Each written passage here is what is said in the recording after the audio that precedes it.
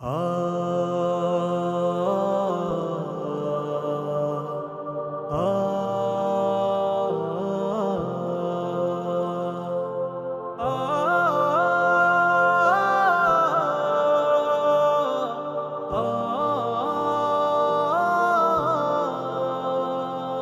चला हूँ जिस तरफ को मंजिल मेरी वही है, तूफान है तेज लेकिन साहिल यही कहीं है। मैं चला हूँ जिस तरफ को मंजिल मेरी वही है, तूफान है तेज लेकिन साहिल यही कहीं है। शर्क़ व ग़र्ब में है कोई रहनुमा हमारा, अल्लाह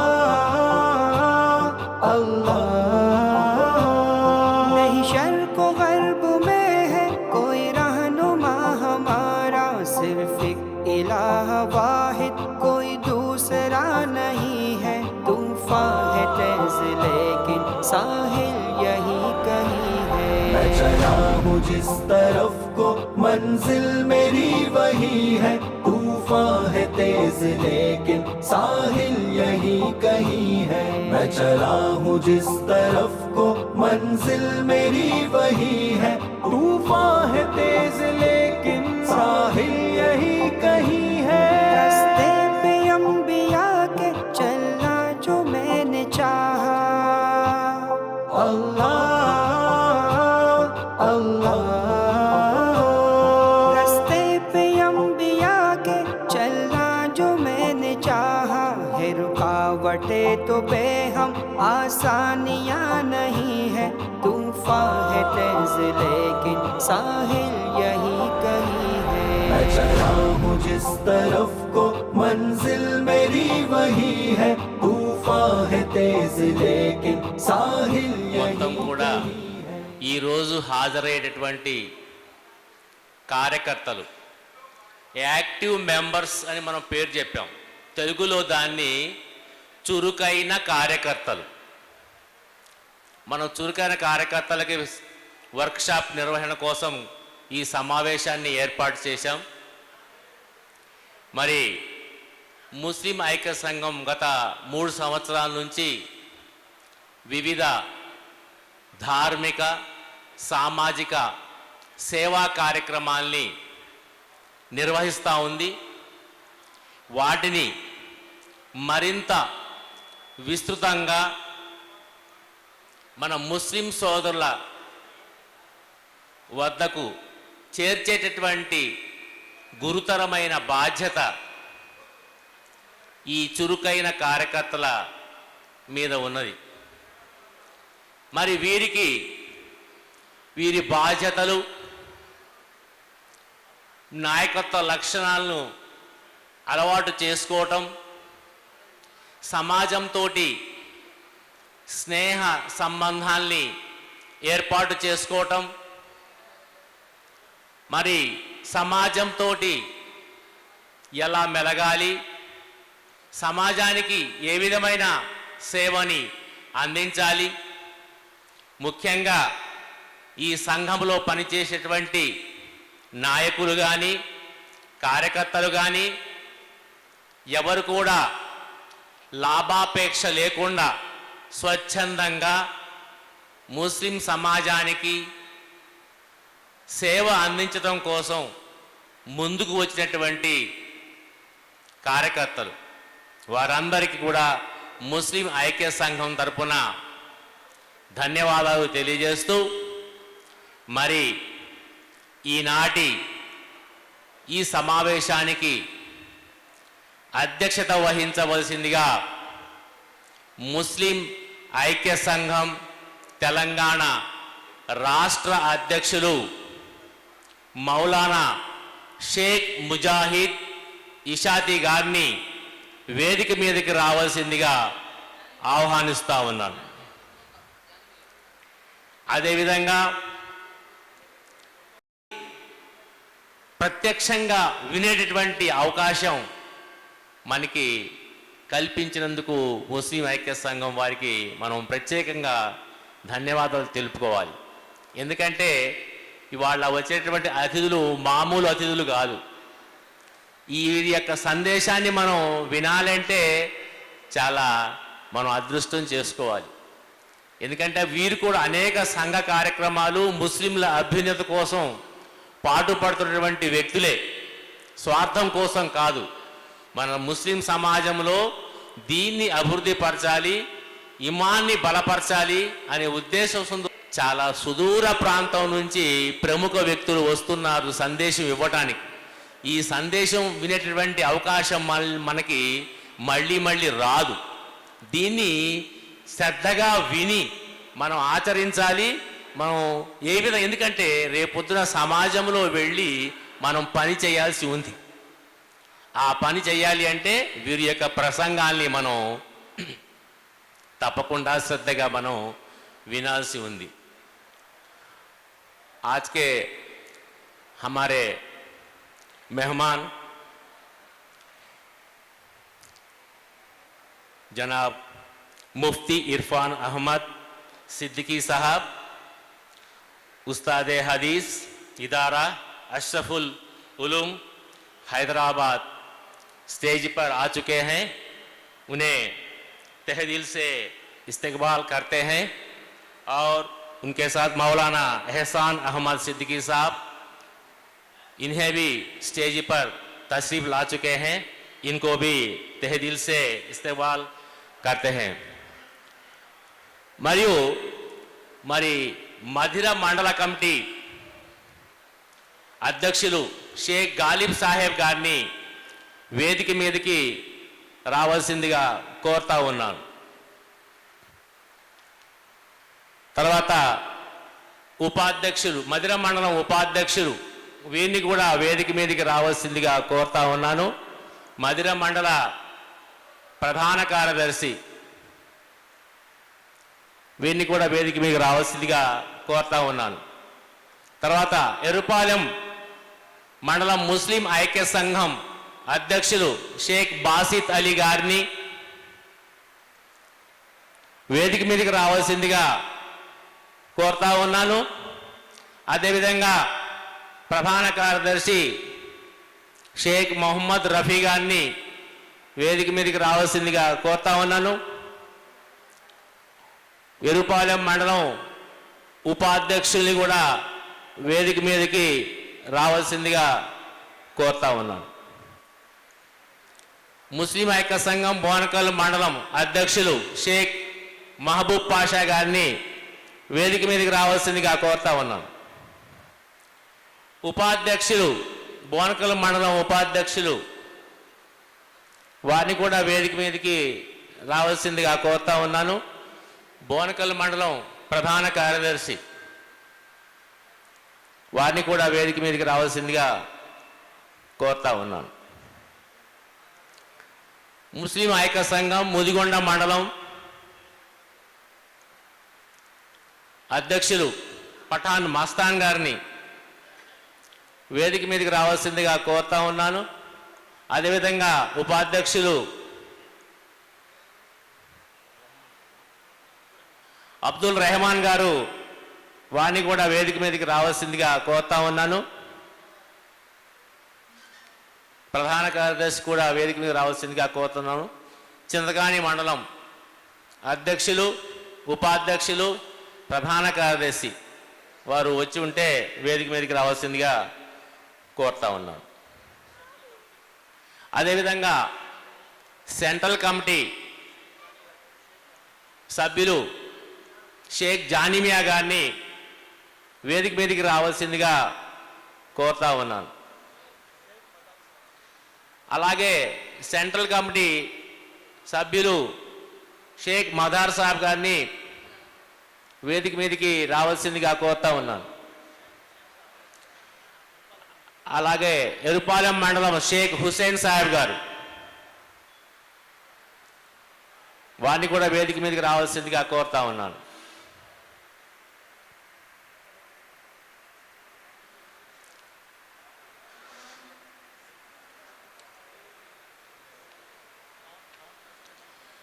అలాగే మధిర టౌన్ ముస్లిం ఐక్య సంఘం టౌన్ ప్రెసిడెంట్ సయ్యద్ రషీద్ గారిని వేదిక మీదకి రావాల్సిందిగా కోరుతా ఉన్నాను.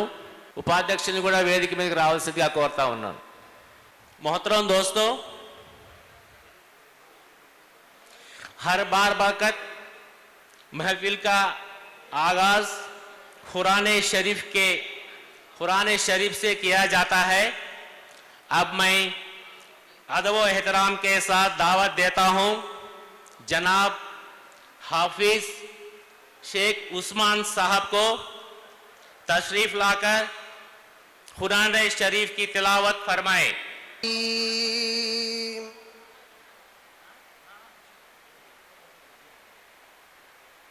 هو الذي أرسل رسوله بالهدى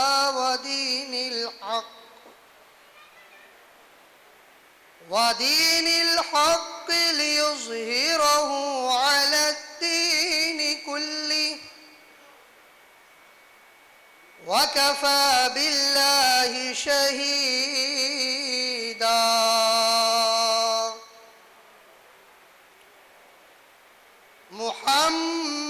محمد رسول الله والذين معه أشداء على الكفار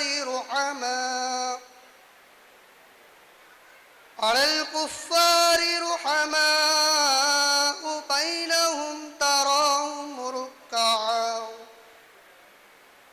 ركعا سجدا يبتغون فضلا من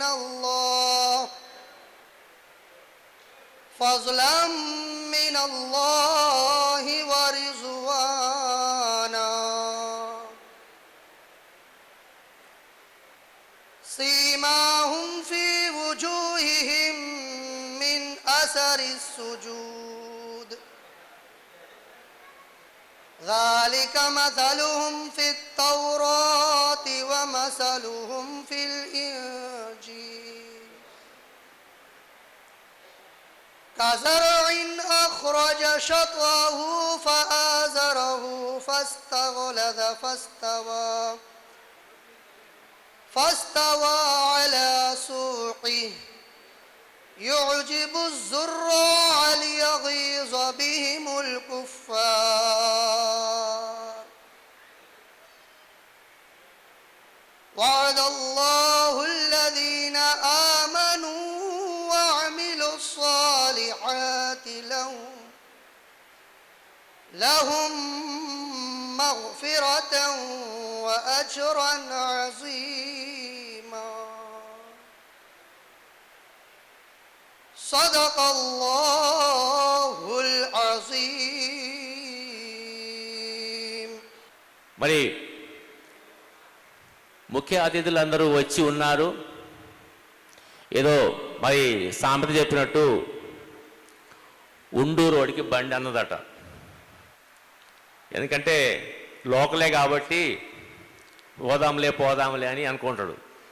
పొరుగురు నుంచి వచ్చేవాడికి ఒక అరగంట ముందే బయలుదేరి సమయానికి చేరుకుంటాడు. అలా ఉంది మన పరిస్థితి. అతిథులు ముందుగానే వచ్చారు. మనం ఈ సమావేశాన్ని చాలా ప్రతిష్టాత్మకంగా నిర్వహిస్తున్నాం. ఎందుకంటే ఈ సమావేశానికి హాజరైనటువంటి చురుకైన కార్యకర్తలు అంటే యాక్టివ్ మెంబర్స్, వీరి యొక్క పని విధానం మీదనే మన ముస్లిం ఐక్య సంఘం కార్యక్రమాలు ఆధారపడి ఉన్నాయి. చాలా విస్తృతంగా మనం ఈ సమావేశాన్ని నిర్వహించాలని చెప్పేసి కార్యకర్తల్ని చాలా తర్ఫీదు ఇచ్చి సమాజంలోకి తీసుకువెళ్ళాలి, మరింత సేవ అందించాలి. మన ముస్లిం సమాజంలో దీన్ని ఇమాన్ని బాగా వ్యాప్తి చేయాలి. మనం ఏది చేయకూడదో ఏది చేయొచ్చో అనే విషయాల్ని అనే విచక్షణని ఈ సమావేశం ద్వారా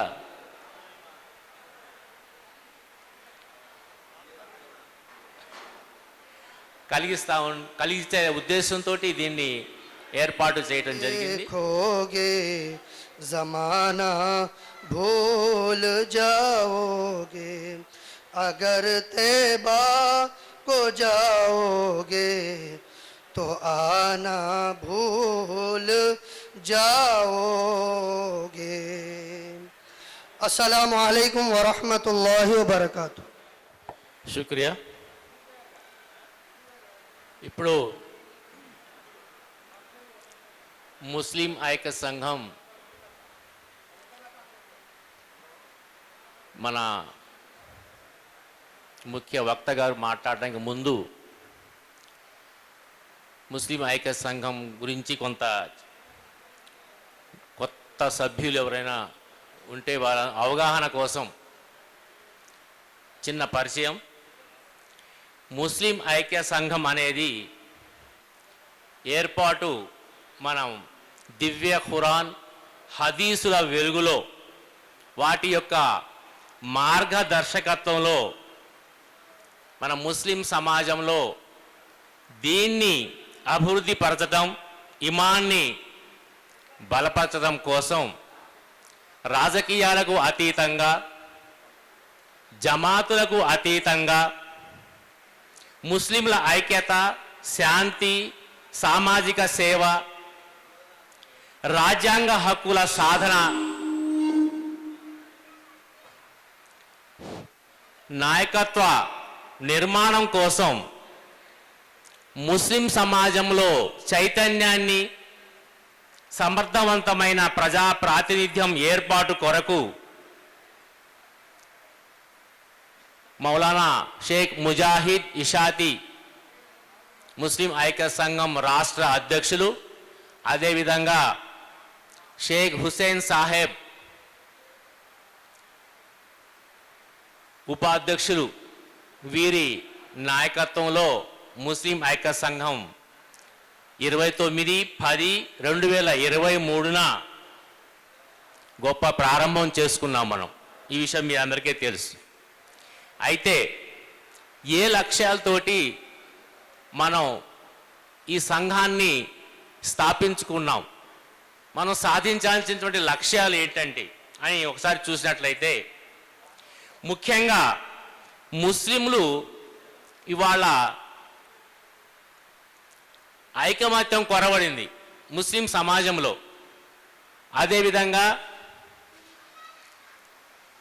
రాజకీయాలుగా విడిపోయి ఉన్నారు, జమాతుల పరంగా విడిపోయి ఉన్నారు.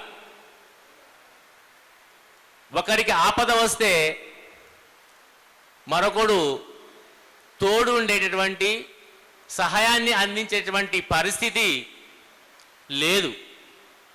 ఇటువంటి పరిస్థితుల్లో ఒక చిరుదీపంలాగా ముస్లింల మధ్య సోదర భావాన్ని, ఐకమత్యాన్ని పెంపొందించేటటువంటి ఒక ప్రధాన ఆశయం. రెండోది, ముస్లిం సమాజంలో విద్యాపరంగా, ఆర్థిక పరంగా మనం చాలా వెనకబడి ఉన్నాం. ఇవాళ సుధీర్ కమిటీ కానివ్వండి, సచార్ కమిటీ కానివ్వండి, ముస్లింల స్థితిగతుల మీద పరిశీలించి ప్రభుత్వాలకి రిపోర్ట్లు ఇచ్చాయి. ముస్లింలు నేడు ఎస్సీలు, ఎస్టీల కంటే కూడా వెనుకబడి ఉన్నారు అనే విషయాన్ని ఈ రెండు కమిటీలు, అంటే ఇంకా చాలా ఉన్నాయి, ఈ కమిటీలు ప్రభుత్వాల దృష్టికి తీసుకువెళ్ళాయి. కానీ ప్రభుత్వాలు వాటిని కమిషన్లు వేయటమే కానీ ఆ కమిషన్ ఇచ్చే రిపోర్టుల్ని అమలు చేసే స్థితిలో లేవు. కేవలం ముస్లింలు ఓటు బ్యాంకు సమాజంగానే మనల్ని చూస్తూ ఉన్నాయి. కాబట్టి ముస్లిం సమాజంలో విద్య, శిక్షణ, ఉపాధి అవకాశాల్ని కల్పించడం, అదేవిధంగా మనం భారతదేశంలో ఉన్నాం, భారత పౌరులం మనం, మనది లౌకిక రాజ్యం, మనం మన మతాన్ని మనం ఆచరిస్తూనే మన తోటి మతాల్ని గౌరవించాలి. అంతేగాని మన మతాన్ని ఇష్టపడదు, పక్క మతాన్ని మనం విమర్శించడం చేయకూడదు. అంటే మనం మత సామరస్యాన్ని కలిగి ఉండాలి. ఎందుకంటే మన భారతీయులం, మనది లౌకిక రాజ్యం కాబట్టి మత సామరస్యం మరియు మానవతా విలువల్ని మనం విస్తృతంగా ప్రచారం చేయాలి. అదొక లక్ష్యం. కానీ చాలామందికి ఈరోజు మన హక్కులేంటి, మన బాధ్యతలేంటి తెలవట్ల. చాలామందికి ప్రభుత్వం మన కోసం ఏం చేస్తుంది, మనం ప్రభుత్వానికి మనం ఏం చేస్తున్నాం అనే విషయాలు కూడా అవగాహన లేకుండా మన ముస్లిం సమాజం ఈరోజు ఉన్నది. అందుకని రాజ్యాంగ హక్కులపై అవగాహన కల్పించడం, రాజ్యాంగ హక్కులపై అవగాహన కల్పించడం కూడా ఒక ఆశయంగా మనం తీసుకొని ఈరోజు పనిచేస్తూ ఉన్నాం. ఇంకొక బర్నింగ్ ప్రాబ్లం వక్ఫ్ ఆస్తుల పరిరక్షణ. ఈరోజు మొన్న హడావుడి చేశారు ఆ మధ్య, వక్ఫ్ ఆస్తులన్నీ రిజిస్ట్రేషన్ చేయాలి అని చెప్పేసి. ఆ వక్ఫ్ ఆస్తులు చాలామంది ఆక్రమించుకొని పెద్ద పెద్ద బడాబాబులు బిల్డింగులు పరిశ్రమలు కట్టుకున్నారు మన ముస్లిం సమాజానికి చెందినటువంటి వక్ఫ్ భూముల్లో. వాటి పరిరక్షణ కోసం కృషి చేయటం. అదేవిధంగా ముఖ్యమైనది ఈరోజు మనలో ఒక అవగాహన పెంపొందించాల్సిన అవసరం ఏంటంటే, మసీదులు ఇవాళ మనం కేవలం నమాజు ఆచరించేటటువంటి ఒక స్థలంగానే మనం పరిగణిస్తూ ఉన్నాం. కేవలం నమాజు మాత్రమే ఆచరించే మసీదులు కాకూడదు. మసీదులు నమాజు, ఖురాను బోధన వాటికే పరిమితం కాకుండా నమాజు, మసీదులు సమాజ సేవా కేంద్రాలుగా వాటిని మనం అభివృద్ధి చేయాలి. ముస్లిం సమాజం ఏదైనా ఆపద వచ్చినా, ఇబ్బంది వచ్చినా మసీద్కి రావాలి. పిల్లలకి మంచి చెడు మొత్తం కూడా మసీదులో, కేవలం నమాజు కోసమే కాకుండా ముస్లిం సమాజ అభివృద్ధి కేంద్రాలుగా వాటిని, మసీదుల్ని మనం మలుచుకోవాలి. అదేవిధంగా ముఖ్యమైన విషయం మక్తబులు ఏర్పాటు చేయటం. ఇవాళ మక్తబులు సరిగా నిర్వహించకపోవడం వల్ల మనం పెద్దవాళ్ళు అయినప్పుడు కూడా నమాజు చేసే విధానము, కల్మా అంటే ఏంటో తెలియదు, నమాజ్ ఏంటో తెలియదు, సూరాలు తెలియదు, ఏమీ తెలియదు. ఖురాన్ అంటే ఏందో తెలియదు, హదీస్ అంటే ఏందో తెలియదు, మన ప్రవక్త పేరు తెలియదు, ప్రవక్త తండ్రి పేరు తెలియదు. అలాంటి మన సోదరులు కూడా నేడు సమాజంలో ఉన్నారు. వారిని చైతన్యం తీసుకురావాలి అంటే మక్తబుల్ని ఏర్పాటు చేసి రాబోయే తరం అయినటువంటి భావి భారత పౌరులు, మన పిల్లలు, వారికి ధార్మిక విద్యపై అవగాహన కల్పించటం, ఇది ఒక లక్ష్యంగా చేసుకున్నాం. అది ఈ లక్ష్యాలతోటి మనం ముస్లిం ఐక్య సంఘం పనిచేస్తూ ఉంది. అయితే మనం ఇప్పటి వరకు చేసేటువంటి పనులు మనం ఒకసారి చూస్తే, ఏమేం పనులు, ఇంకా అవి కాకుండా, లక్ష్యాలు కాకుండా మన యొక్క కార్యక్రమాలను ఒకసారి చూస్తే, మరి మసీదులు లేని చోట గ్రామస్తుల సహాయ సహకారాలతోటి, ఎందుకంటే ముస్లిం ఐక్య సంఘం అనేది ఒక ట్రస్ట్ కాదు. విదేశీ సంస్థల నుంచి డొనేషన్లు, ఫండ్స్ రావు. ముస్లిం ఐక్య సంఘం నిర్వహణ మొత్తం కూడా ముస్లిం ఐక్య సంఘం బాధ్యులు ఎవరైతే ఉన్నారో వారి స్వార్జితంతో, కష్టార్జితంతో సంపాదించిన సొంత డబ్బులతోటి ఖర్చు చేసి ముస్లిం ఐక్య సంఘం అంటే మన ముస్లిం సమాజానికి సేవ చేయాలి అని ఒక సదాశయంతో పనిచేస్తున్న సంస్థ తప్ప ఇది ప్రభుత్వం నుంచి గ్రాంటు రాదు, విదేశాల నుంచి ఫండు రాదు, డొనేషన్లు రావు, ఒక ట్రస్ట్ కూడా కాదు ఇది. అది మాత్రం గుర్తుపెట్టుకోవాలి. మీరు మీ గ్రామంలో ఒక మసీద్ నిర్మాణం చేయాలి, లేదా ఒక మసీదు రిపేర్ చేయాలి, లేదా ఒక కార్యక్రమం నిర్వహించాలి. అది మీరు చేపట్టారు, మీరు ఖర్చు చేశారు. 10 రూపాయలు మీకు ఖర్చు ఉంది, ఎగ్జాంపుల్ చెప్తున్నా. 10 రూపాయలు ఖర్చు అవుతుంది బడ్జెట్. 10 రూపాయలు మీ దగ్గర 7 రూపాయలు ఉన్నాయి, ఖర్చు పెట్టారు. 3 రూపాయలు తక్కువైనవి, పని ఆగిపోయింది.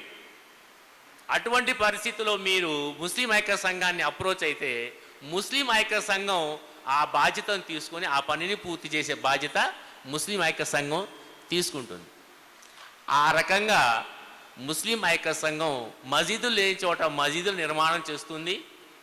మసీదులు ఉండి రిపేర్లో ఉంటాయి కదా, కొన్ని ఎప్పుడో నిర్మించినవి, ఆ రిపేర్ నిర్మాణం, బోర్లు వేయించడం, ప్రహరీ గోడలు నిర్మించడం, ఖబరస్థాన్లు ఏర్పాటు వాటి బాగు చేయటం, ప్రహరీలు నిర్మించటం, ఈద్గాలి బాగు చేయటం, ఇలాంటి అన్నీ కూడా చేస్తాం. కొన్ని చోట్ల మసీదులు ఉంటాయి, కానీ ఇమాములు పెట్టుకునే స్తోమత లేదు. ఎందుకంటే ఇంతకుముందే చెప్పాను, మన ముస్లిం సమాజము చాలా ఆర్థికంగా వెనకబడి ఉంది. ఇమాము రావాలంటే ఎక్కడో బీహార్ నుంచో, లేకపోతే ఉత్తరప్రదేశ్ నుంచో, జార్ఖండ్ నుంచో, లేకపోతే యూపీ నుంచో మనకి ఇమాములు రావాలా. మన లోకల్లో చాలా తక్కువ మంది. వారికి మరి పాపం ఎంతో కొంత జీతభత్యాలు ఇవ్వాలి కదా, గౌరవ వేతనం ఇవ్వాలి కదా. ఒక 15,000, 20,000 లేకపోతే 10,000 ఎంతో ఇవ్వాలా. ఆ ఇచ్చేటటువంటి శక్తి కూడా వాళ్ళకి ఉండదు. వారు ఇచ్చిన కొంత అమౌంట్కి కొంత కలిపి ముస్లిం ఐక్య సంఘం కూడా వారిని ఏర్పాటు చేసేటువంటి కార్యక్రమాల్ని తీసుకుంటూ ఉంది. ఇందాక చెప్పినట్టుగా మక్తబుల్ని ఏర్పాటు చేసి పిల్లలకి కావాల్సినటువంటి పుస్తకాలు, బల్లలు మొదలైనవన్నీ కూడా ఏర్పాటు చేస్తుంది. ముస్లిం ఐక్య సంఘం బాధ్యత తీసుకొని దాన్ని ఏర్పాటు చేయటం. అదేవిధంగా ప్రతి గ్రామంలో కూడా మరి ఇదంతా చేస్తూ ఉన్నాం, బాగానే ఉంది. మరి మన ముస్లిం సమాజం సోదర సోదరి మణుల్లో దీన్ని అభివృద్ధి పరచాలి, ఇమాన్ని బలపరచాలి. ఇమాన్ లేకపోవటం వలన ఇవాళ మన గ్రామాల్లో ఎక్కువ మంది షిర్క్ పనులు చేస్తూ ఉన్నారు. దేనివల్ల చేస్తారు షిర్క్ పనులు? ఇమాన్ మన దగ్గర బలంగా లేదు. నమాజ్ అవుతున్నాం, అల్లాని నమ్ముతున్నాం, కానీ అది బలంగా లేదు. లేకపోవడం వల్ల ఏమవుతుంది, మన పొరుగు సమాజంలో ఏ విధంగా అయితే జరుగుతున్నాయో వాటిని చూసి మనం అలవాటు చేసుకొని షిర్క్ పనులు చేస్తూ ఉన్నాం. షిర్కుని అల్లా ఎప్పుడు క్షమించడు. కాబట్టి ఇలాంటి విషయాలన్నీ మరి వారికి తెలియజేయాలి. అందుకని ప్రతి గ్రామం, ప్రతి ఆదివారం ఒక గ్రామంలో ఇస్తమాలను ఏర్పాటు చేసి సోదర సోదరి మనందరినీ ఒక చోట జమ చేసి తెలుగులో మాట్లాడేటువంటి వక్తల్ని ఆహ్వానించి, ఉర్దూలో మాట్లాడే వక్తల్ని ఆహ్వానించి వారిని దీన్ పరంగా, దునియా పరంగా వారిని చైతన్యం చేసే బాధ్యత కూడా తీసుకుంటా ఉన్నాం. అదేవిధంగా మనం ప్రతి రంజాన్ నెలలో తోఫాని పంపడం, అనారోగ్యంతో బాధపడుతున్న వారికి, పేదవాళ్ళు వివాహాలు చేసుకుంటా ఉంటే వివాహాల ఖర్చు నిమిత్తం, పేదవారికి వైద్య ఖర్చుల నిమిత్తం, ముఖ్యంగా ఆడపిల్లలు ఇవాళ చాలా కట్నకానుక ఒక దురాచారం మన ముస్లిం సమాజంలో కూడా ఒక క్యాన్సర్ లాగా వ్యాపించింది. ఈ కట్నం అనేటటువంటి క్యాన్సర్ మహమ్మారిని మనలో ఇస్లాంలో లేదు. అది కట్నం అనేది ఇస్లాంలో నిషిద్ధం, అది పాపం. కట్నం తీసుకోవడం అనేది పాపం. కానీ మనం నివసిస్తున్న సమాజం ఆ రకంగా మారిపోయింది. ఆ రకంగా మారిపోవటం వల్ల ఏముంది, మనం కూడా దాంట్లో ఇమిడిపోయి ఆ దురలవాటిని ఏదైతే క్యాన్సర్ తెలుసు కదా, మొత్తం ఒక క్యాన్సర్ కణము శరీరంలో చేరితే చిన్నగా మొత్తం శరీరం మొత్తాన్ని తినేస్తుంది. అట్లానే ఈ కట్నం అనే మహమ్మారి చేయలేక అప్పులు చేసి చితికిపోయిన కుటుంబాలు ఎన్నో ఉన్నాయి. వివాహాలు కాక కట్నం ఇచ్చుకోలేక ఆడపిల్లలు ఎంతోమంది పెళ్ళిళ్ళు కాకుండా వాళ్ళ ఇళ్లలో మగ్గిపోతూ ఉన్నారు. బయటికి చెప్పుకోలేరు, కట్నం ఇచ్చుకోలేరు. కాబట్టి ఇటువంటి వాటికి మరి వేడి నీళ్లకు చన్నీళ్లు తోడులాగా ముస్లిం ఐక్య సంఘం వారిని ఆదుకుంటా ఉన్నాం. అలాగనే మరి ముఖ్యంగా ఈ మధ్యకాలంలో చదువు, చాలామంది పిల్లలు బాగా చదివే వాళ్ళు ఉన్నారు. వారికి చదువుకోవడానికి ఆర్థిక స్తోమత సరిపోవట్లే. అటువంటి పిల్లలు ఎవరైనా ఉంటే ముస్లిం ఐక్య సంఘాన్ని వారు సంప్రదిస్తే ఆ పిల్లలు చదువుకైనటువంటి ఖర్చులో కొంత సహాయం చేయడానికి కూడా ముస్లిం ఐక్య సంఘం నిర్ణయం తీసుకుంది. పేద పిల్లలు ఉన్నత చదువులు చదవడానికి ఎవరికైనా ఇబ్బంది ఉంటే ఇటువంటి కార్యక్రమాలు మొత్తం ఇవన్నీ కూడా మరి ఇంతవరకు చేస్తూ ఉన్నాం. ఇక ముందు కూడా మనం కార్యక్రమాలు చేస్తూ ఉన్నాం. ఈ కార్యక్రమాల్ని మనం నిర్వహించటం, పకడ్బందీగా నిర్వహించి మరింత విస్తృతంగా దీన్ని ప్రజల్లోకి తీసుకువెళ్ళి వాళ్ళని చైతన్యం చేయటం కోసమే బాగా ఆ గ్రామాల్లో బాగా పనిచేసేటటువంటి, ఆ గ్రామంలో బాగా పరిచయం ఉన్నటువంటి వ్యక్తుల్ని, చురుకైనటువంటి ఒక 10 మంది వ్యక్తులతోటి ఇవాళ ప్రతి గ్రామం నుంచి ఈ సమావేశానికి మనం ఆహ్వానించాం. వారికి వారి బాధ్యతలు ఏంటి, విధులేంటి, మీరు గ్రామంలో మీరు చేయాల్సిన బాధ్యత ఏంటి, దీనివల్ల మనకి లాభం ఏంటి, వారికి లాభం ఏంటి అనే విషయాలన్నీ కూడా మన వక్తలు ఇవాళ చెప్తారు.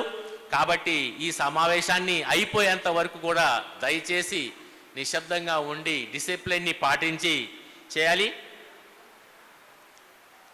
अब मैं निहायत अदब व एहतराम के साथ दावत देता हूं मोहतरम व मुकर्रम आज के हमारे मेहमान जनाब मुफ्ती इरफान अहमद सिद्दीकी साहब, उस्ताद हदीस इदारा अशरफुल उलूम हैदराबाद तशरीफ लाए, आपने बयान से मुस्तफीद फरमाए और रहनुमाई फरमाए। अस्सलामु अलैकुम वरहमतुल्लाहि वबरकातुह।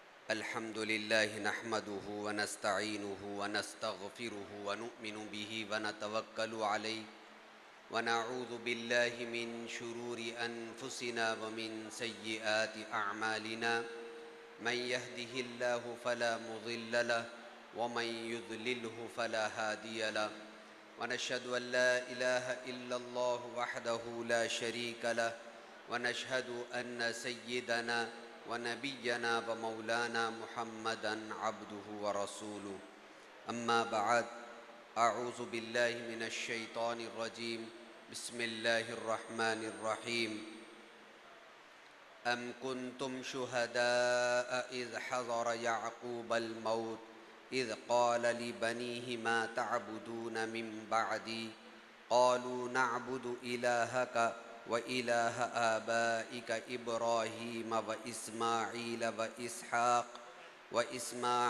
وإسحاق إلها واحدا ونحن له مسلمون صدق الله العظيم. قال النبي صلى الله عليه وسلم كل مولود يولد على الفطرة فأبواه يهودانه أو ينصرانه أو يمجسانه أو كما قال عليه الصلاة والسلام.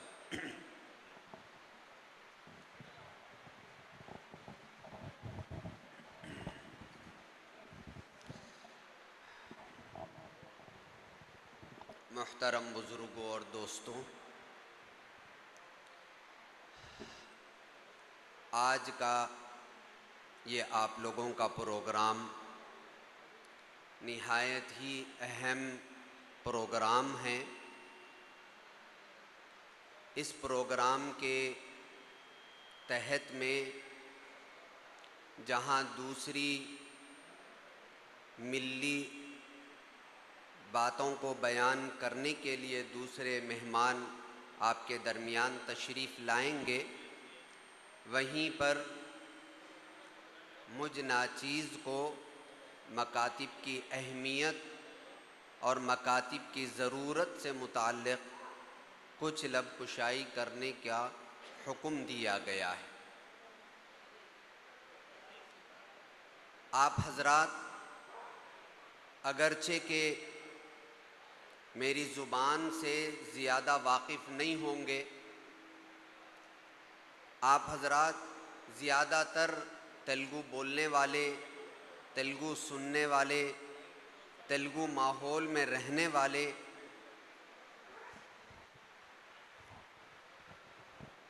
تیلگو ماحول کے اندر رہنے والے، اور ہم زیادہ تر اردو بولنے والے اور اردو سننے والے. لیکن جہاں تک دین کی بات کا معاملہ ہے تو دین کی بات کو سمجھانے کے لیے چاہے کوئی بھی زبان ہو، آدمی اس سے استفادہ کر سکتا ہے. بہت سارے ایسے حضرات آپ کے درمیان ہوں گے جن کو میری بات سمجھ میں بھی آئے گی، سنیں گے اور شاید اس پر عمل بھی کریں گے، لیکن کچھ لوگوں کو کچھ کم سمجھ میں آئے گی، لیکن انشاءاللہ وہ بھی عمل کرنے کی کوشش کریں گے. اللہ تبارک و تعالی نے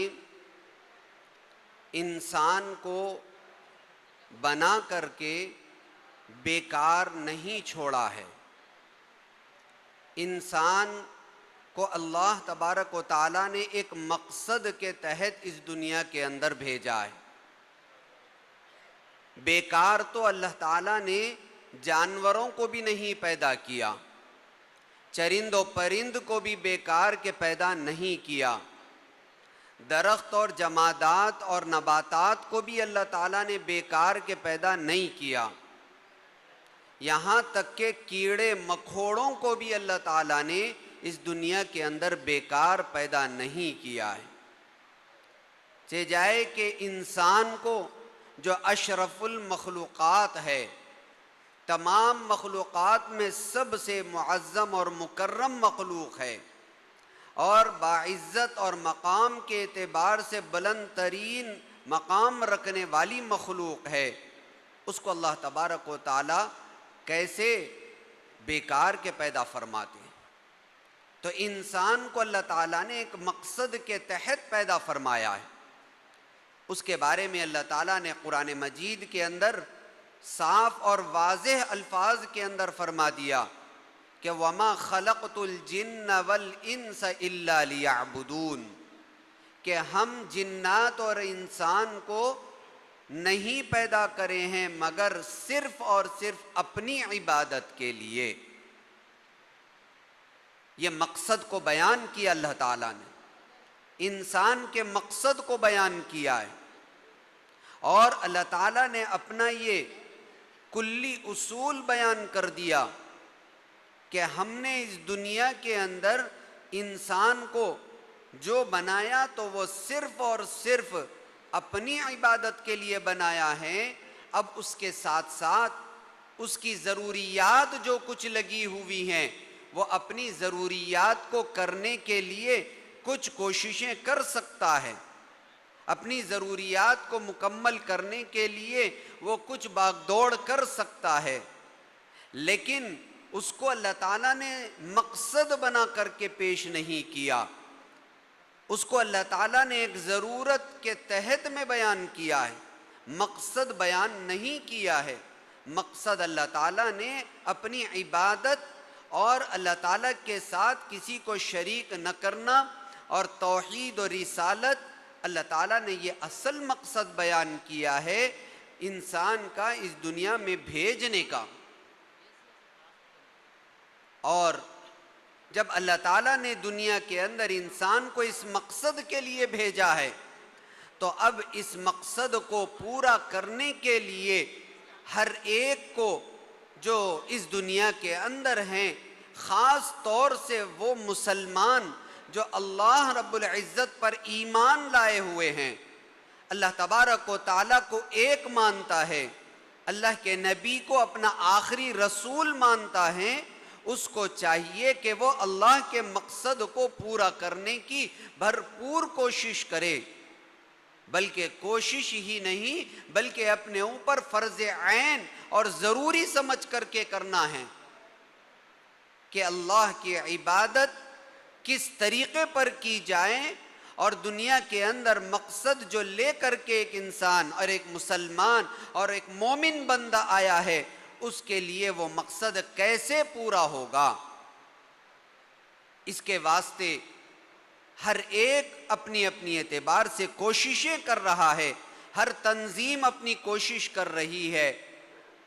اب اس کوشش کو پورا کرنے کے لیے ایک بہت اہم اور بہت ضروری کوشش، جس کو علماء اکرام نے متفقہ طور پر، تمام کے تمام علماء کا اس بات پر اتفاق ہے کہ ایک فرض عین ہونے کی حیثیت سے مکاتب کا کام بھی ایک مقصد کے تحت ہونا چاہیے۔ فرض عین شمار کیا ہے کہ ایک نماز پڑھنا فرض عین ہے، روزے رکھنا فرض عین ہے، حج کرنا فرض عین ہے، زکوٰۃ کا نکالنا فرض عین ہے۔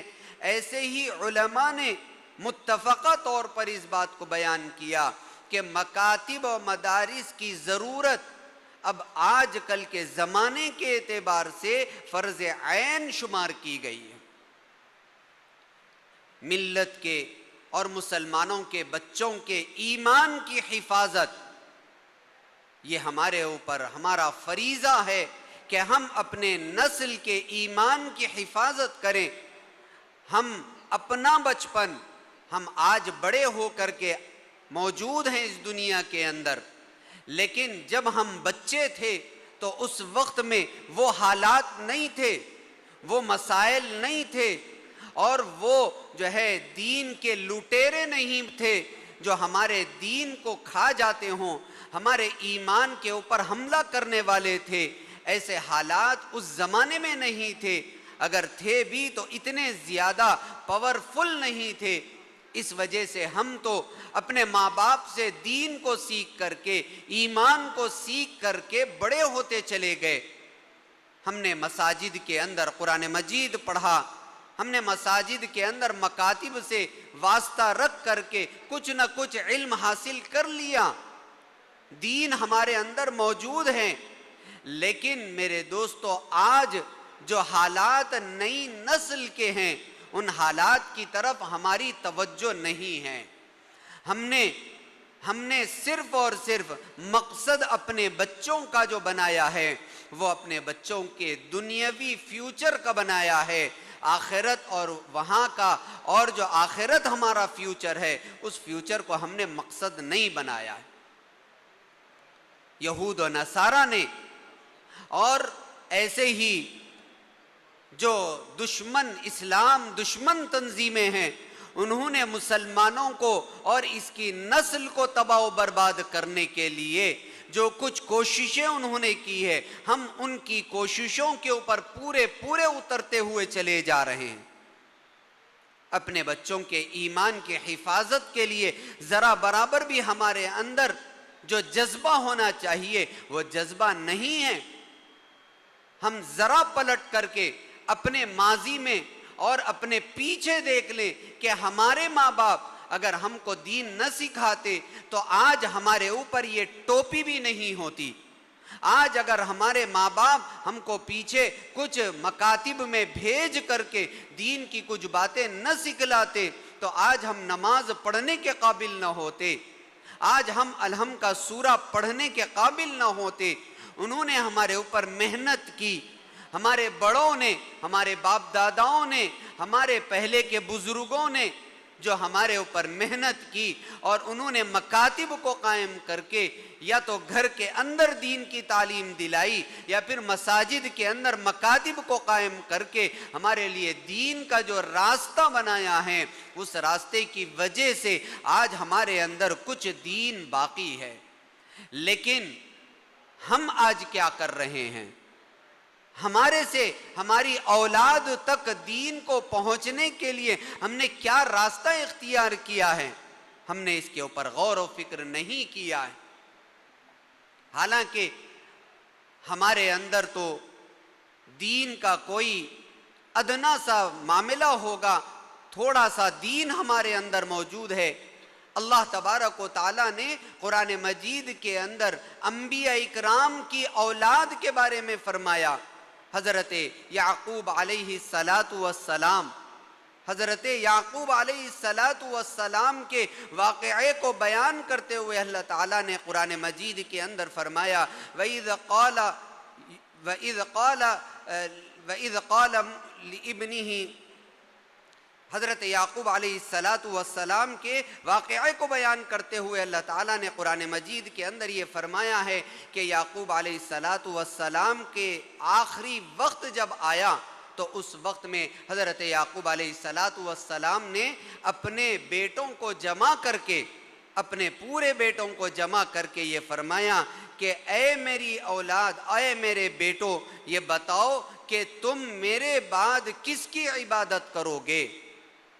حضرت یعقوب علیہ السلام نبی کو اپنی اولاد کی اتنی فکر ہے، حالانکہ اللہ تبارک و تعالی نبی کی اولاد کو ضائع کرتے ہی نہیں ہیں، نبی کی اولاد ہے، اور ایسے نبی کہ ان کے باپ بھی نبی، اور ایسی اولاد کہ ان کے دادا بھی نبی، ایسی اولاد کہ ان کے پردادا بھی نبی ہے، ان کے خاندان کے اندر انبیاء اکرام کا ایک سلسلہ ہے، ان کی اولادوں کے اندر انبیاء اکرام ہیں۔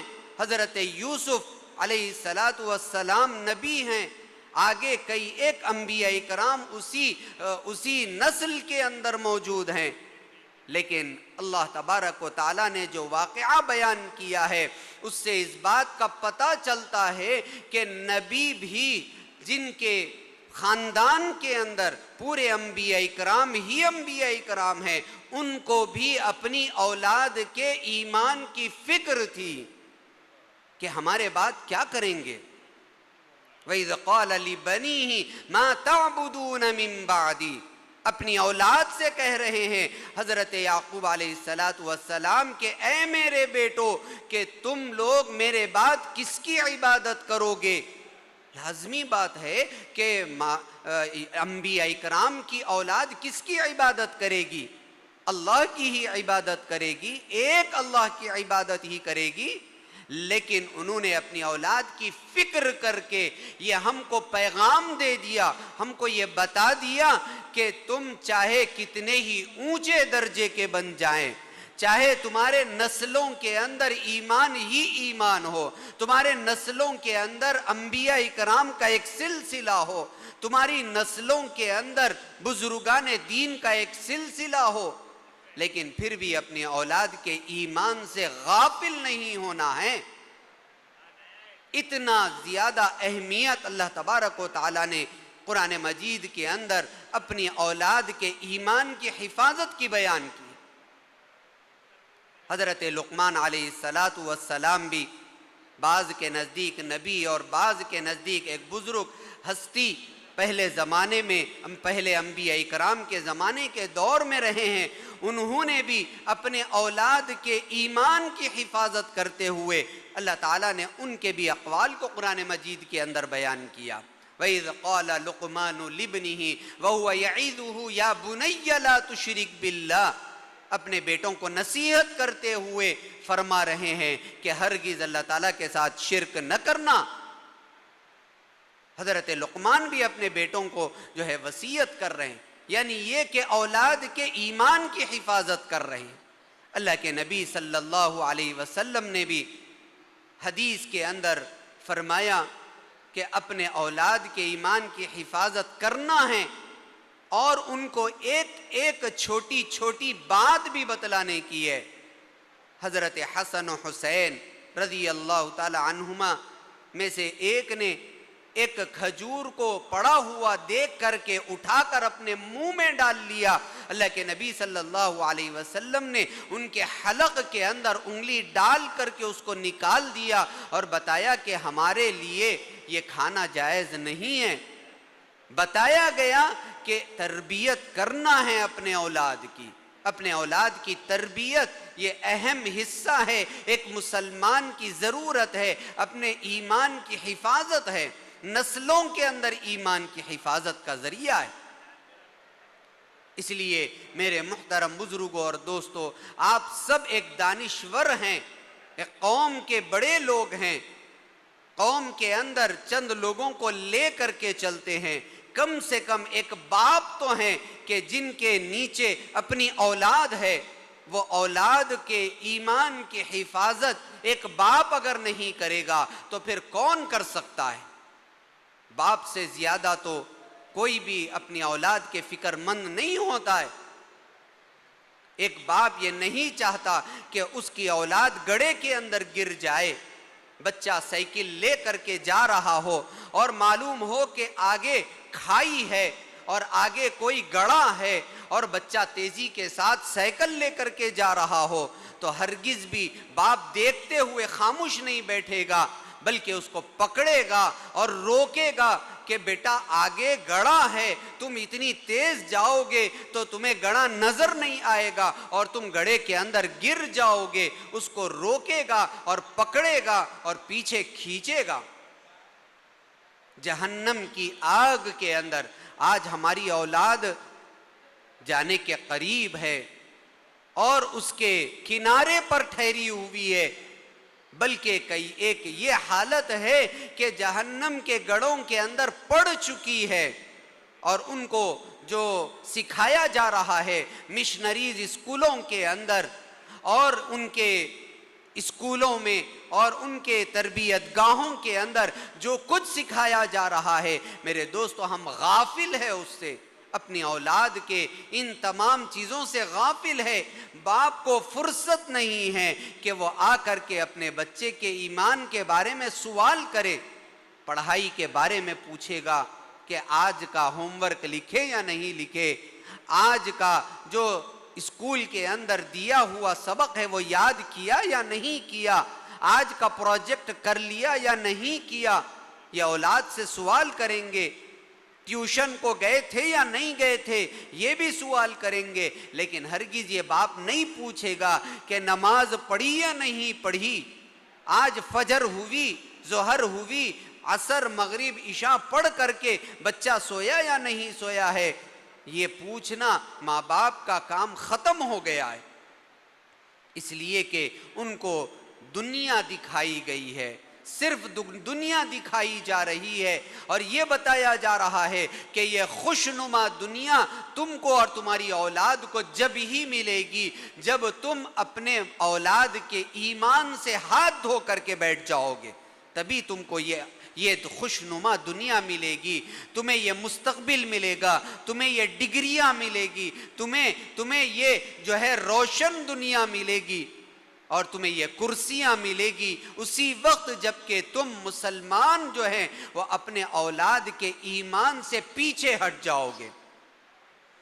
لیکن ایک مسلمان کا ایمان تو یہ ہونا چاہیے کہ چاہے میرے بچے کو کوئی ڈگری نہ ملے، میرے بچے کو کوئی کرسی نہ ملے، میرے بچے کو کوئی مال و دولت نہ ملے، کوئی چیز نہ ملے، یہاں تک کہ کھانے پینے کو نہ ملے، رہنے سہنے کو نہ ملے، پہننے اوڑھنے کو نہ ملے، لیکن میرے بچے کا ایمان محفوظ ہو جائے، اس کی فکر کرنے والے ماں باپ آج دنیا کے اندر بہت کم ہو گئے۔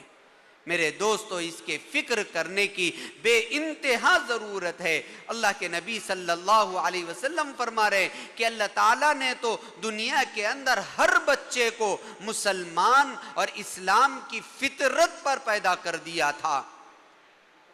اللہ کے نبی نے حدیث کے اندر فرمایا ہے کل مولود یولد علی الفطرہ، اللہ کے نبی فرما رہے ہیں کہ ہر بچہ فطرت اسلام پر پیدا ہوتا ہے، ہر بچہ فطرت اسلام پر پیدا ہوتا ہے، یعنی یہ کہ مسلمان ہی پیدا ہوتا ہے، چاہے وہ گود ہندو کی ہو، چاہے وہ گود عیسائی کی ہو، چاہے وہ ماں کی گود یہودی کی ہو، چاہے وہ کوئی اور مذہب کی ہو، لیکن وہ مسلمان ہی پیدا ہوتا ہے۔ اس کے بعد اس کے ماں باپ اس کو جو ہے اپنا مذہب دے کر کے اس کو یہودی بنا لیتے ہیں، عیسائی بنا لیتے ہیں، اس کو مجوسی بنا لیتے ہیں، اپنے مذہب پر اتار لیتے ہیں۔ اگر مسلمان ہی ہے تو جتنا ایمان ماں باپ کے پاس ہے بس اتنا، بلکہ اس سے بھی گیا گزرا ایمان اولاد کے پاس ہے۔ باپ نماز کو آ جاتا ہوگا لیکن اولاد نہیں آتی نماز کو۔ باپ اگر 5 وقت کی نماز پڑھتا ہے تو بیٹا 1 آدھ وقت کی نماز پڑھ لیتا ہے، گھر کے اندر بیٹی 1 آدھ وقت کے نماز کی پابند ہوتی ہے۔ اگر باپ 2 نمازیں پڑھتا ہے تو اولاد 1 نماز بھی نہیں پڑھ رہی ہے۔ میرے دوستو ماں باپ کے اندر پھر بھی کچھ دین اگر باقی ہوگا تو اولاد کے اندر تو وہ بھی دین باقی نہیں رہ رہا ہے۔ اس لیے ہمیں ضرورت ہے اس بات کی کہ آج ہم بہت ہی فکر کے ساتھ اور بہت ہی پرعزم طریقے پر اور بہت ہی ہمت کر کے اپنے اولاد کے ایمان کی حفاظت کے لیے اٹھنا ہے۔ اس کے واسطے صرف اور صرف مکاتب ہی ایک ایسا جال ہے کہ جس کے ذریعے سے ہم اپنے اولاد کے ایمان کی حفاظت کر سکتے ہیں، ورنہ تو مدارس کے اندر آنے والے سچر کمیٹی کے مطابق صرف اور صرف 98% ایسے لوگ ہیں جو مدارس سے دور ہیں، صرف 2% لوگ مدارس کے اندر اپنے بچوں کو بھیجتے ہیں۔ یہ رپورٹ بھی بہت پرانی ہے، اگر آج کے دور کا پھر سے موازنہ کیا جائے اور پھر سے جو ہے یہ سروے اگر کیا جائے تو پتہ چلے گا کہ 1% لوگ بھی ایسے نہیں ہیں جو اپنے بچوں کو مدارس کا رخ کراتے ہیں۔ یہ حال مسلمانوں کا ہے۔ اس لیے میرے دوستو، کم سے کم مدارس نہیں تو مکاتب کی فکر کر لے۔ روزانہ صرف 1 گھنٹے کا وقت اپنی اولاد کا ان مکاتب کے لیے نکالا جائے اور وہاں پر ان کو قرآن مجید کے الفاظ سکھا دیے جائیں، نبی علیہ السلام کے احادیث ان کے زبان پر رٹا دیے جائیں، ان کو کچھ دعائیں یاد دلا دی جائیں، ان کے ذہن کو دیندار بنا دیا جائے، بس وہ یہ جانے کہ میرا اللہ ایک ہے، اللہ کے علاوہ کوئی کچھ کرنے والا نہیں ہے، اور میرا نبی اللہ کے نبی آخری نبی ہے، اس کے بعد کوئی نبی آنے والا نہیں ہے۔ ہماری اولاد یہ بھی اگر اپنے ذہن کے اندر بٹھا لے، مکاتب سے اگر ان کو اتنا بھی اگر مل جائے، میرے دوستو یہ بھی بہت بڑی غنیمت کی بات ہے۔ ہو سکتا ہے کہ اتنا اگر ان کو مکاتب سے مل جائے تو وہ بڑے ہو کر کے کچھ اور بھی سیکھنے کا ان کے اندر جذبہ آ جائے، کچھ اور وہ حاصل کر لیں اور اس کے ذریعے سے اپنے ایمان کو کچھ پختہ کر لیں۔ لیکن میرے دوستو، اگر ماں باپ یہ بھی نہ دلائیں، محلے والے اس کی فکر نہ کریں، مسجد کی کمیٹیاں اس کی فکر نہ کریں، تو پھر کلکم راعن وکلکم مسئول عن رعیتہ، اللہ تبارک و تعالی قیامت کے دن ہر ذمہ دار کو پکڑے گا۔ یاد رکھ لیں، کوئی ذمہ دار چھوٹے گا نہیں۔ گھر کا ذمہ دار باپ ہے، مسجد کا ذمہ دار مسجد کے کمیٹی کا صدر ہے، محلے کا ذمہ دار وہاں کے با اثر لوگ ہیں۔ بچیں گے نہیں قیامت کے دن، ہر ایک کی پکڑ ہوگی، ہر ایک کو پوچھا جائے گا، ہر ایک کو جو ہے ہر ایک کو کل قیامت کے دن جواب دینا ہوگا کہ تم نے اپنے ماتحتوں کے لیے کیا کیا، تم نے اپنے ماتحتوں کے ایمان کی کتنی حفاظت کی ہے اور اس کے لیے کیا طریقہ کار اختیار کیا۔ اس لیے میرے دوستو، اس کے لیے بہت ہی فکر کرنے کی ضرورت ہے اور اس فکر کو لے کر کے اٹھنے کی ضرورت ہے۔ آپ حضرات کو یہ بہت ہی اچھے موقع پر جمع کیا گیا ہے اور یہاں پر ایک فکر لے کر کے اٹھنے کے لیے آپ کو جمع کیا گیا۔ جائیں یہاں سے تو فکر لے کر کے اٹھیں کہ ہم کو مکاتب کھولنا ہے، مکاتب کا ایک جال بچھا دینا ہے، ہر مسجد کے اندر مکتب کھولنا ہے۔ مسجد والے ساتھ نہ دیتے ہوں تو مسجد کو چھوڑ دیں، اپنے گھر کے اندر مکتب کو شروع کر دیں، اپنے ہی گھر سے کام کو شروع کر دیں، اپنے کسی جو ہے ایک جو ہے جو کمیٹی کا ایک ہال ہوتا ہے وہاں سے اپنا کام شروع کر دیں، اپنے اسکولوں کے ذریعے سے یہ کام کو شروع کر دیں۔ میرے دوستو، یہ کام کو لے کر کے آگے بڑھنا ہے۔ اللہ تبارک و تعالیٰ سے دعا ہے کہ اللہ تعالیٰ ہم سب کو دین کی اس عظیم خدمت کو کرنے کی توفیق نصیب فرمائے۔ آمین وآخر دعوانا ان الحمد للہ رب العالمین۔ شکریہ سر۔ اور ایک مہمان آ کے ہے ہمارے پاس، اسٹیج پر تشریف لا چکے ہیں، ان کو مکتب میں کام کرنے کا تجربہ ہے، ان کا خیالات پیش کرنے کے لیے میں نہایت ادبوں کے احترام کے ساتھ دعوت دیتا ہوں۔ مولانا احسان احمد صدیقی صاحب تشریف لائے اور ایک 10 منٹ کے لیے بیان فرمائیں۔ السلام علیکم ورحمۃ اللہ وبرکاتہ۔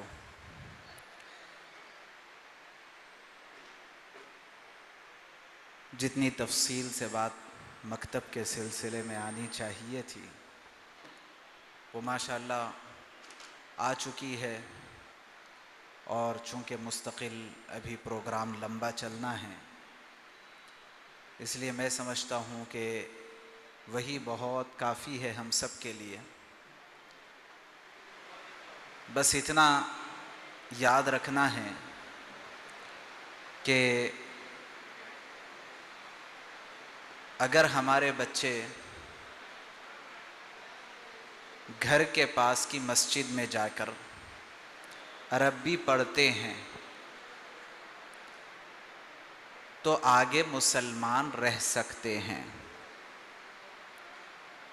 और अगर वो अरबी नहीं पढ़ते, मकतब नहीं पढ़ते, तो फिर आगे उनका मुसलमान रहना बहुत मुश्किल है। आप सब चाहते हैं कि आपके बच्चे मुसलमान रहें? हाथ उठा के बताइए। आप चाहते हैं कि आपके बच्चे मुसलमान रहें आगे? थोड़े ही लोग चाहते हैं, बकिया सब चाहते हैं कि मुसलमान ना रहें। क्या भाई, आप लोग नहीं चाहते कि आपके बच्चे मुसलमान रहें? आप नहीं चाहते? नहीं चाहते? चाहते हैं तो हाथ उठाइए। माशाल्लाह, कौन कौन चाहते हैं? माशाल्लाह, आप लोग सब चाहते हैं कि आपके बच्चे बड़े हो के भी मुसलमान रहें। अगर आप ये चाहते हैं तो आपके लिए सबसे ज़्यादा ज़रूरी काम क्या है? अपने बच्चों को महल्ले गांव की मस्जिद में अरबी पढ़ने के लिए, मकतब पढ़ने के लिए भेजना। ये सबसे ज़्यादा ज़रूरी। ऐसे ही आपके गांव में, आपके गांव की मस्जिद में हम बड़ों के लिए भी मकतब का निज़ाम और उनके लिए कुरान पढ़ने का निज़ाम बनाना ज़रूरी है। बहुत सी मर्तबा क्या होता कि हम लोग बच्चे जिनके ऊपर अभी नमाज फ़र्ज़ नहीं हुई, तो उन बच्चों के लिए तो नमाज सिखाने, उनको रोज़ा सिखाने और उनको दीन की बातें सिखाने के लिए मकतब का बड़ा अहतमाम करते, इंतज़ाम करते। और जिनके ऊपर नमाज फ़र्ज़ हो चुकी है, जो बड़े लोग हैं जिनके ऊपर नमाज फ़र्ज़ हो चुकी है, उनके लिए कोई ख़ास इंतज़ाम और अहतमाम नहीं होता। बहुत सी मर्तबा ऐसा होता है। इसलिए हम सबको इस बात की कोशिश करना चाहिए और इस बात का अहतमाम करना चाहिए कि बड़ों के लिए भी मकतब का निज़ाम बनाएं। भाई ज़रा बात सुनिए, हमारे सिराज साहब भी आके स्टेज पे बैठेंगे माशाल्लाह, अल्लाह जज़ाए खैर अता फ़रमाए। बड़ी गैर मामूली जो है ख़ास तौर से तेलुगु ज़ुबान में मेहनतें हैं और समझाने का बड़ा ज़बरदस्त अंदाज़ है।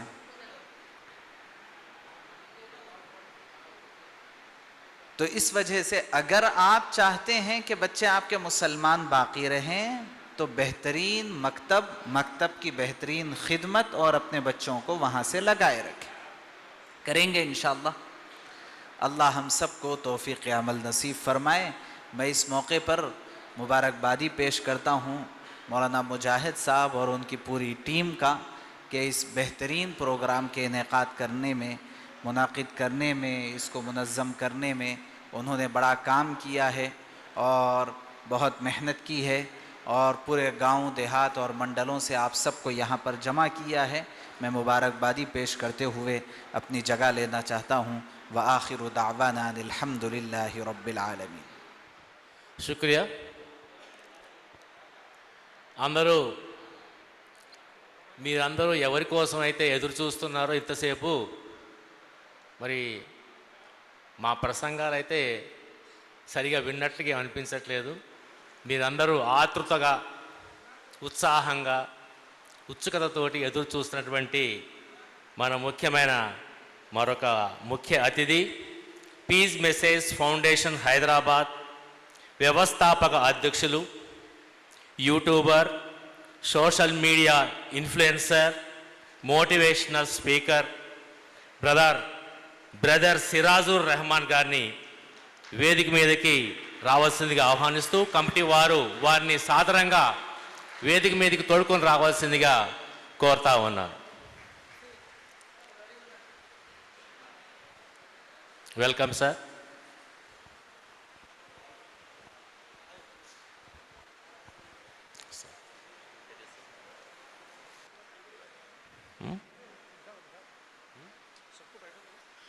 అందరు కూర్చోవాలండి, ఎవరు కూడా నిలబడద్దు. మరి ఇవాళ వచ్చినటువంటి సిరాజుర్ రెహమాన్ గారు మనం రోజు చూస్తుంటాం. కాకపోతే ఇవాళ మన అదృష్టం మన మధిర ప్రాంతానికి మొదటిసారిగా మనకి ప్రత్యక్షంగా వారి యొక్క ప్రసంగాన్ని వినేటటువంటి భాగ్యం మనకి కలిగింది. చాలా అమూల్యమైన ప్రసంగం వారు మనకి ఇస్తారు. వారి గురించి నేను చెప్పాల్సిన అవసరం లేదు, ఎందుకంటే వారు జగమెరిగిన బ్రాహ్మణులు. వారు తెలియని వారు బహుశా మరి మన దేశంలో లేరు. మరి వారి యొక్క వీడియోలు కానివ్వండి, వారి ప్రసంగాలు కానివ్వండి, మరి సమాజాన్ని ప్రజల్ని ఎంత చైతన్యం తీసుకొస్తుందో మరి మనందరికీ తెలిసిన విషయమే. కాబట్టి మనం డిసిప్లిన్ని పాటించి అందరూ కూడా బయట రిజిస్ట్రేషన్ దగ్గర చాలామంది ఉన్నారండి, దయచేసి అందరూ లోనికి వచ్చి కూర్చోవాలి. ఎందుకంటే ముస్లిం ఐక్య సంఘం మరి ఈ కార్యక్రమం నిర్వహిస్తుంది. సుదూర ప్రాంతాల నుంచి వక్తలు వచ్చి ఉన్నారు. మరి మన ప్రవర్తన వారికి కనిపిస్తుంది, మనం ఎలా ఉన్నాము, ఎలా ప్రవర్తిస్తున్నాం అనేది అంతా కూడా వారు అబ్జర్వ్ చేస్తారు. కాబట్టి మన మధిర ప్రాంతం వారికి చిరకాలంగా గుర్తుండిపోయేలాగా మన ప్రవర్తన ఉండాలండి. కాబట్టి కాసేపు సెల్ ఫోన్లు స్విచ్ ఆఫ్ చేయండి. ఎందుకంటే ఈరోజు మన సమావేశానికి మనము ఒక ప్రతిభావంతుడైన వ్యక్తి డాక్టర్ సయ్యద్ అబ్దుల్లా గారిని వైద్యరత్న అవార్డుతో సత్కరించడం ఎంతో గౌరవంగా భావిస్తున్నాం. డాక్టర్ సయ్యద్ అబ్దుల్లా గారికి వైద్య రంగంలో 22 సంవత్సరాల విశాల అనుభవం ఉంది. ఆయన ఒక నిపుణుడైన వైద్యుడు మాత్రమే కాకుండా ఒక ఉత్తమ నాయకుడు మరియు పరిపాలకుడు కూడా. ఆయన all India eagle institute of medical sciences చైర్మన్గా సేవలందిస్తూ ఈగిల్ హాస్పిటల్ ద్వారా సమాజానికి నాణ్యమైన వైద్య సేవల్ని అందిస్తున్నారు. అదనంగా ఆయన అనేక నర్సింగ్ కాలేజీలను విజయవంతంగా నిర్వహిస్తున్నారు. వైద్య రంగంలో చేసిన సేవలతో పాటు డాక్టర్ అబ్దుల్లా గారు ఇస్లామిక్ మరియు సామాజిక కార్యక్రమాలలో కూడా చురుకుగా పాల్గొంటూ సమాజ సేవకు తన అంకిత భావాన్ని చూపిస్తున్నారు. ఆయన చేసిన సేవలను గుర్తిస్తూ ఈరోజు మనము ఆయనకు వైద్య రత్న అవార్డును ప్రదానం చేస్తున్నాం. ఈ అవార్డును బ్రదర్ సిరాజుర్ రెహమాన్ గారు, ఫౌండర్ పీస్ మెసేజ్ హైదరాబాద్, వారి చేతుల మీదుగా మరి ఈ అవార్డుని అందజేయబడుతుంది. ఆయన గారు భవిష్యత్తులో కూడా ఇదే విధంగా సమాజానికి సేవలు అందించాలని మనస్ఫూర్తిగా ఆకాంక్షిస్తున్నాము. ధన్యవాదాలు. వారిని డాక్టర్ సయ్యద్ అబ్దుల్లా గారిని వేదిక మీదకి రావాల్సిందిగా సాదరంగా ఆహ్వానిస్తున్నాం.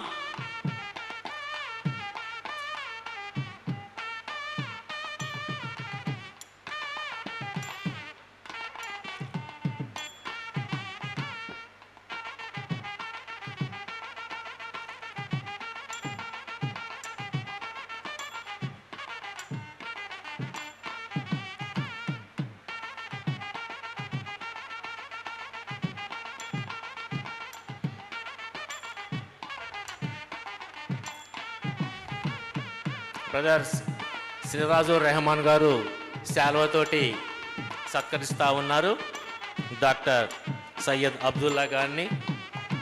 అదేవిధంగా తర్వాత వైద్య రత్న అవార్డుని కూడా ప్రదానం చేస్తారు.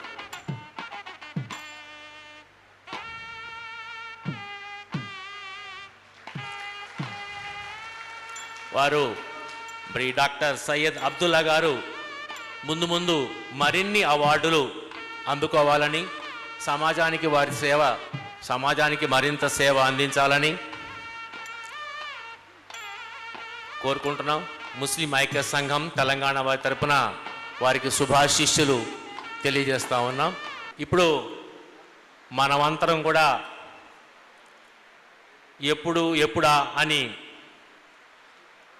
ఎదురు చూస్తున్నటువంటి అభిమాన వక్త, పీస్ మెసేజ్ ఫౌండర్ హైదరాబాద్, వ్యవస్థాపక అధ్యక్షులు, motivational speaker, social media influencer అయినటువంటి బ్రదర్ సిరాజుర్ రెహమాన్ గారిని మాట్లాడవలసిందిగా హృదయపూర్వకంగా కోరుకుంటా ఉన్నాను.